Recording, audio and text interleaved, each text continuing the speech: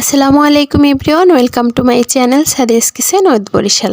আজ আমি আপনাদের সাথে শেয়ার করব 1.5 পাউন্ড ওজনের স্ট্রবেরি কেক এর বেস তৈরি এবং কিভাবে সুন্দর ডিজাইন করবেন আর এই লাল টুকটুকা কালারটা আনবেন সেটাও আমি বলে দিব। A2Z সম্পূর্ণ আমি এই রেসিপিতে দেখিয়েছি কিভাবে এত সুন্দর ডিজাইন করতে পারবেন এবং এই যে রঙগুলো আছে, রঙের ফুলগুলো আছে, এগুলো কখনোই কেকের উপর ছড়িয়ে যাবে না, বেকারিতে যেভাবে থাকে সেভাবেই থাকবে। আশা করব আমার আজকে টিপস অ্যান্ড ট্রিকগুলো আপনাদের কাছে অনেক ভালো লাগবে। যারা নতুন আছেন তারাও শিখতে পারবেন। চলুন শুরু করা যাক। শুকনো উপকরণগুলোকে মেপে নিচ্ছি। এর জন্য মেজারমেন্ট কাপের বড় কাপের 1 কাপ নিয়ে নিলাম সমান করে ময়দা। বেকিং পাউডার দিব 1 চা চামচ, লবণ দিব 1 চিমটি। এবার শুকনো উপকরণগুলোকে খুব ভালোভাবে চেলে নিচ্ছি। চেলে নিয়ে খুব ভালোভাবে মিশিয়ে একটা সাইডে রেখে দেব।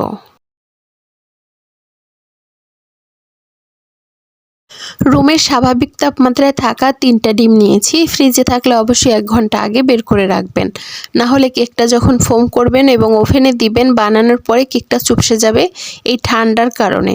যার কারণে অবশ্যই রুমের স্বাভাবিক তাপমাত্রায় থাকা ডিম নেওয়ার চেষ্টা করবেন, একটু বড় ডিম নেওয়ার চেষ্টা করবেন। প্রথমে আমি 1 মিনিটের মতো বিট করে নিলাম। বিট করা হয়ে গেলে একটু ফোম হওয়ার পরে আমি 1.25 কাপ নিয়েছি চিনি, বড় কাপের মেজারমেন্ট কাপের। তা থেকে প্রথমে অর্ধেকটা দিয়ে দিলাম, দিয়ে একটু সময় বিট করে নিচ্ছি। যখন 1 মিনিটের মতো বিট করা হয়ে যাবে আবারও, তখন বাকি অর্ধেকটা চিনি দিয়ে আমি ততক্ষণ পর্যন্ত বিট করব যতক্ষণ না চিনির দানাগুলো একদমই মেল্ট হয়ে যায়, অর্থাৎ চিনির দানাগুলো একদমই গলে যায়। তবে কেকের ফোম আনার জন্য একটা টেকনিক আছে, সেটা হচ্ছে এই যে বিটারের কাঁটাটা আছে সেটা একটু ভালোভাবে ঘোরাতে হবে, একটু নাড়াতে হবে, এতে করে দেখবেন ফোমটা খুব তাড়াতাড়ি চলে আসে। আপনাদের সাথে কথা বলতে বলতে আমার কেকের ফোমটি প্রায় রেডি হয়ে গিয়েছে। আমার চ্যানেলে যারা নতুন এসেছেন প্লিজ আমার চ্যানেলটিকে সাবস্ক্রাইব করবেন, পাশে থাকা অল বাটনেও একটা ক্লিক করে রাখবেন। যারা ফেসবুক পেজ থেকে দেখেন একটা লাইক কমেন্ট শেয়ার করে দিবেন। এভাবে যখন বাংলার চারের মতো লিখতে যাবেন, যখন দেখবেন লেখাটা সহজে মুছে না যায়, তখনই বুঝে নিতে হবে আপনার কেকের ফোমটি একদমই পারফেক্টভাবে হয়ে গিয়েছে। এবার আমি এখানে স্ট্রবেরি ইমালশন ব্যবহার করব। এখানে আমি অল্প একটু নিয়ে নিচ্ছি, আর ইমালশনের ঘ্রাণটা অনেক সুন্দর। এর সাথে কালার মিক্সিংও থাকে, কালার মিক্স না করলেও আলাদাভাবে হয়। তবে আমি এখানে 2 থেকে 3 ফোঁটা রোজ পিঙ্ক কালার দিয়ে দিলাম, যাতে করে কালারটা আরও একটু সুন্দরভাবে আসে। আপনারা চাইলে এখানে স্ট্রবেরি এসেন্সটাও ব্যবহার করতে পারবেন। একটু সময় মিশিয়ে নেওয়ার পরে আমি এখানে 2 টেবিল চামচ পরিমাণ সয়াবিন তেল ব্যবহার করব, এতে করে কেকটা সফট থাকবে। আপনারা দেখতে পাচ্ছেন 2 টেবিল চামচ পরিমাণে আমি সয়াবিন তেল দিয়েছি। এবার জাস্ট একটু সময় মিশিয়ে নেব যাতে করে তেলটা মিশে যায়, এর বেশি মেশানো যাবে না, এতে করে ফোমটা নষ্ট হয়ে গেলে কেকটা কখনোই ভালো হবে না, চুপসে যাবে। এবার আমি এখানে সম্পূর্ণ শুকনো উপকরণগুলোকে দিয়ে 2 থেকে 3 ধাপে অল্প অল্প দিব, দিয়ে একদিকে ঘুরিয়ে ঘুরিয়ে একটা স্প্যাচুলা দিয়ে এভাবে করে ঘুরিয়ে ঘুরিয়ে আলতো হাতে মিশিয়ে নিচ্ছি। আমি এখান থেকে ফাস্ট করে নিয়ে ভিডিওটি আপনাদের দেখিয়ে দিচ্ছি সুবিধার্থে। আপনারা দেখতে পাচ্ছেন কত আলতোভাবে আমি ঘুরিয়ে ঘুরিয়ে মিশিয়ে নিচ্ছি। এভাবে করেই মিশিয়ে নিতে হবে যাতে করে একদম শুকনো উপকরণগুলো খুব ভালোভাবে মিশে যায়, অর্থাৎ মিশেও যাবে আর ফোমটিও নষ্ট হবে না। তাড়াহুড়ো করে মেশানো কখনোই যাবে না।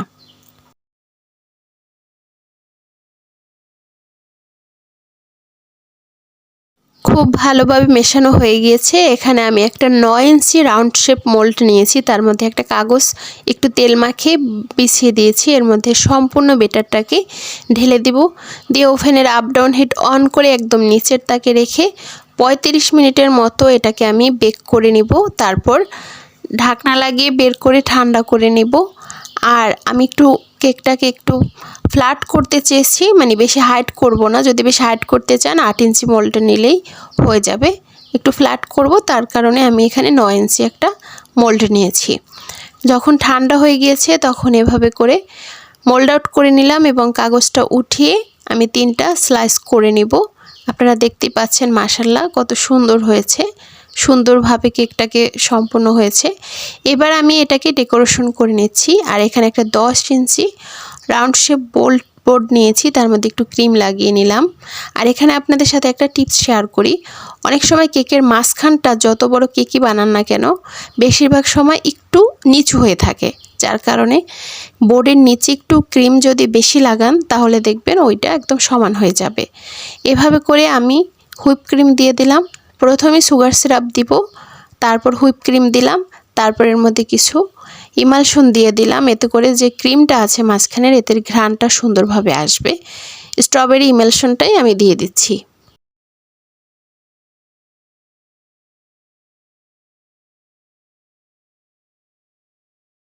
এভাবে করে প্রত্যেকটা ধাপ সম্পূর্ণ করব এবং সব শেষে অল্প একটু ক্রিম লাগিয়ে ক্রাম কোটিং করে আমি নর্মাল ফ্রিজে রেখে দেব প্রায় 1 ঘন্টার মতো। কেকটা যখন একদম ঠান্ডা হয়ে যাবে তখন এটাকে বের করে ফাইনাল ডেকোরেশনটা করতে হবে।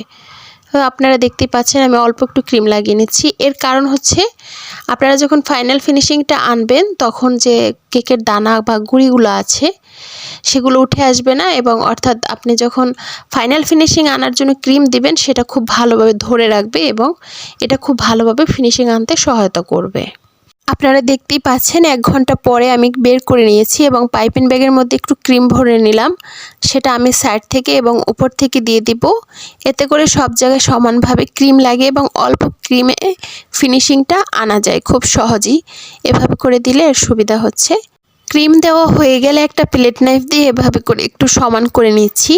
বেশিরভাগ ফ্ল্যাট কেকগুলো দেখতে আমার কাছে বেশ ভালোই লাগে এবং উপর থেকে একটু সমান করে নিচ্ছি, আর সাইড থেকে এভাবে করে একটা ভিজিটিং কার্ড দিয়ে সমান করে নিব। নেয়ার পরে আমি নিচ থেকে একটু লাল রেখা টানা ছিল, তো এটার জন্য আমি আলাদা কোনো হুইপ ক্রিমে মিশিয়ে নিব না, এতে করে ফিনিশিংটা আনতে বেশি ভালো হয় না। ছোট একটা প্লেট নাইফে করে এখানে আমি রোজ পিঙ্ক কালার 1 ফোঁটা নিয়ে দিয়ে দিলাম। অল্প দিলেই কালারটা খুব সহজেই চলে আসবে, যেহেতু আমরা হুইপ ক্রিমের সাথে মেশাবো না। এভাবে করে দিয়ে আবারও ভিজিটিং কার্ড দিয়ে এভাবে করে একটু ঘুরিয়ে টেনে নিলেই দেখবেন সুন্দরভাবে রেখাটা চলে এসেছে, আর এটা দেখতেও অনেক সুন্দর লাগে। উপর থেকে একটা ব্রেড নাইফ দিয়ে এভাবে করে সমান করে নিচ্ছি। যে যত ভালো ফিনিশিং আনতে পারবেন তার কেকগুলো দেখতেও অনেক ভালো হবে। আমি কেকটাকে এভাবে করে ফিনিশিং এনে নর্মাল ফ্রিজে রেখেছিলাম প্রায় 6 ঘন্টার মতো, অর্থাৎ রাত্রে বানিয়ে রেখেছি। পরের দিন দুপুর 12টার সময় আমি এই ডেকোরেশনটা করতেছি। আর যদি আপনারা আমি তখন সাথে সাথে যদি ফুলগুলো এর উপর দিয়ে রাখতাম দেখতেন রসটা টেনে ছড়িয়ে গেছে। এজন্য বেকারির যে কেকগুলো আছে ওদের যে ফুলগুলো দেখবেন দেয়া থাকে কালারের, ওগুলো কিন্তু কখনোই রং ছড়িয়ে যায় না। এর কারণ নিচের কেকটা যখন একদম ঠান্ডা থাকবে উপরের ফুলগুলো দেওয়ার সাথে সাথে এগুলোকেও সাথে সাথে শক্ত করে নেবে। এই কাজটা অবশ্যই করবেন, অথবা ডেলিভারি দেওয়ার 1 ঘন্টা আগে ডেকোরেশন করবেন, এতে করে কখনোই কেকের উপরের ফুলগুলো রং ছড়িয়ে যাবে না। আর যে গোলাপগুলো আছে সেগুলোকে আমি তৈরি করেছি, এর কালার মিক্সিং করেছি, রেড মানে রেড কালার দিয়েছি এবং অরেঞ্জ কালার কিছু মিশিয়ে নিলেই দেখবেন এই সুন্দর কালারটি চলে আসবে। এবার কিছু গোলাপ তৈরি করে নিচ্ছি, আপনারা একটু খেয়াল করলে আশা করব বুঝতে পারবেন। এবং তৈরি করে আমি একটা কাঁচি দিয়ে উঠিয়ে বসিয়ে দেব উপরে। এভাবে করে প্রত্যেকটা রোজ বানিয়ে নিচ্ছি।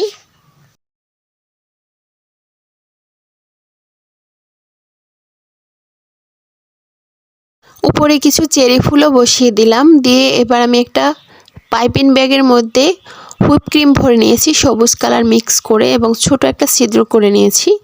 এভাবে করে লতা টেনে নিব আস্তে আস্তে। এভাবে করে যে যত যেভাবে দিতে চান লতাগুলো দিতে পারবেন, এবং একটা পাতা নজলের সাহায্যে আমি এভাবে করে ডিজাইন করে পাতা বসিয়ে দিচ্ছি। আরও কিছু গোলাপি কালার গোলাপ এখানে বসিয়ে দিলাম।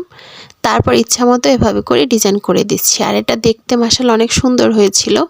এবার নেম প্লেটটা বসিয়ে দিলাম, আর এখানে আমি জেল পেন দিয়ে নামটাকে লিখে নিয়েছি।